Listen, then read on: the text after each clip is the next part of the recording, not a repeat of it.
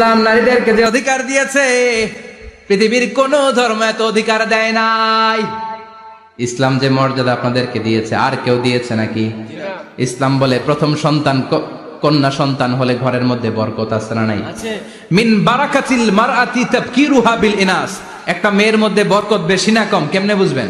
তার প্রথম সন্তান যদি মেয়ে হয় তাহলে বুঝবেন এই মেয়েটা বরকতওয়ালা মেয়ে, এই মেয়ে আপনার জীবনে অনেক কিছু নিয়ে আসবে। সুবহানাল্লাহ কইতে পারেন না?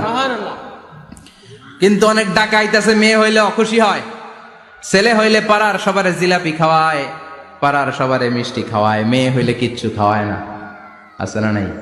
কিন্তু আমরা মেয়ে হলে খুশি হব। কার কার প্রথম সন্তান মেয়ে হাত তোলেন? একজন, দুইজন, তিনজন। প্রথম সন্তান মেয়ে কার? হ্যাঁ, অনেকে আছে তো মাশাআল্লাহ, আপনারা অনেক বরকতময়। আলহামদুলিল্লাহ, হাত নামান। আমারও প্রথম সন্তান মেয়ে।